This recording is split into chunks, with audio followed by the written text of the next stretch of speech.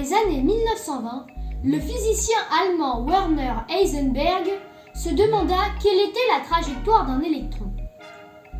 Il réfléchit, alla dans un parc de Copenhague et finalement réussit à trouver une réponse formidable. Et en 1927, il énonce le principe d'incertitude qui porte aujourd'hui son nom. Et si vous voulez en savoir plus, n'hésitez pas à rester jusqu'à la fin de la vidéo. Et bonjour à tous, c'est Professeur ProVF, j'espère que vous allez bien. Et du coup, vous l'avez compris, aujourd'hui nous allons parler du principe d'incertitude de Heisenberg. Je vais vous expliquer en quoi ça consiste. Et ensuite, je vais vous demander de faire très attention parce qu'il peut y avoir quelques erreurs sur le sujet. Et je vais vous parler des conséquences qu'a ce principe d'incertitude. Alors déjà, à quoi ça sert ? Eh bien, le principe d'incertitude de Heisenberg, il dit qu'on ne peut pas mesurer en même temps, avec une précision infinie, deux caractéristiques d'une particule quantique. C'est-à-dire, par exemple, on ne peut pas mesurer la position et la vitesse d'une particule quantique en même temps. Voilà, c'est ça le principe d'incertitude de Heisenberg. Et il faut faire très attention parce que dans le nom principe d'incertitude, la plupart des gens pensent que en réalité c'est parce que la physique quantique ne nous permet pas de savoir ces savoirs. Et du coup, la plupart des gens pensent que c'est à cause de la physique quantique qu'on ne peut pas savoir la position et la vitesse d'une particule, alors que c'est complètement faux.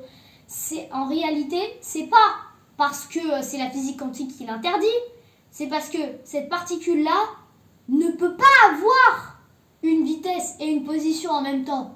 Vu que à l'époque, on considérait que les particules étaient comme des ondes, aujourd'hui encore. Et du coup, les ondes, ils ont une particularité, c'est que, par exemple, prenons une onde. Voilà. Pour calculer la vitesse, c'est très simple, il suffit de mesurer la distance entre deux bosses et on obtient la vitesse de l'onde. Mais la position, on ne peut pas la savoir, c'est l'une des bosses. Du coup, on ne peut pas savoir à 100%. Alors que s'il n'y a qu'une seule bosse, on sait sa position, on sait que c'est quelque part là. Mais la vitesse, on ne peut pas savoir si c'est la distance entre les deux bosses, plus ou moins. Voilà. Maintenant, vous avez compris. Alors maintenant, je vais vous parler des 4 conséquences qu'a le principe de Heisenberg dans la nature. Premièrement, la taille des atomes. Et oui, moi non plus, quand je me dis ça, je ne peux pas savoir le rapport, mais vous allez comprendre pourquoi. Prenons le noyau d'un atome et son électron. Si l'électron est assez proche du noyau, sa position est connue et du coup sa vitesse doit être indéterminée. Du coup, elle peut tourner de plus en plus vite jusqu'à être éjectée du noyau. Du coup, les atomes ne pourront pas exister sinon. Si elle est trop loin, eh bien, la force du noyau ne pourra presque pas l'atteindre. Du coup, là, il sera éjecté aussi. Du coup, il existe une taille, une distance entre le noyau de l'atome et l'électron qui correspond à quelques dixièmes de nanomètres. Et c'est exactement les tailles qu'ont les atomes aujourd'hui. Deuxièmement, comment va mourir le Soleil ? Oui, je sais, ça paraît banal comme ça, qu'il n'y a aucun rapport, mais oui, il y a un rapport entre la mort du Soleil et le principe d'incertitude. Pourquoi ? Quand le Soleil va mourir, entre guillemets, c'est-à-dire il aura épuisé tout son carburant, il n'aura plus d'atomes il n'aura plus d'hydrogène, eh bien, il va se contracter. La gravité va la contracter jusqu'à le petit noyau. Qu'est-ce qu'il y a dans ce petit noyau ? Eh bien, il y a plein d'ions. Oui, il y a plein de ions, pardon. Il y a des noyaux d'atomes et des électrons qui se baladent autour. Et c'est les électrons le problème. C'est que, selon le principe d'exclusion de Pauli, 2 électrons identiques ne peuvent pas être au même endroit. Et du coup, ils sont obligés de se coller les uns aux autres, mais sans se toucher.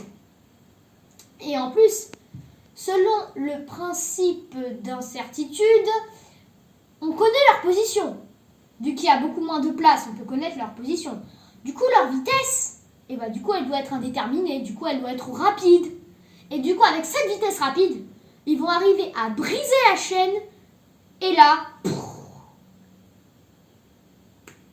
l'explosion de tous les composants de l'étoile vont être éjectés. Mais le noyau reste. C'est ce qu'on appelle une naine blanche. Et du coup, grâce au principe d'incertitude, on sait que à la fin, le Soleil va être une naine blanche. Troisièmement, rien n'est immobile.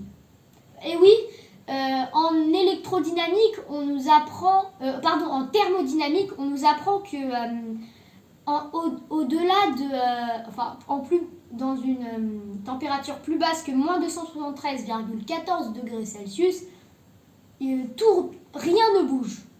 Et pourtant, selon le principe d'incertitude, la position et la vitesse ne peuvent pas être connues en même temps.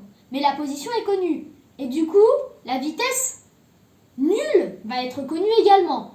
Du coup, le principe d'incertitude nous dit que même lors du zéro absolu, c'est-à-dire moins 273,14 degrés Celsius, les atomes vont bouger.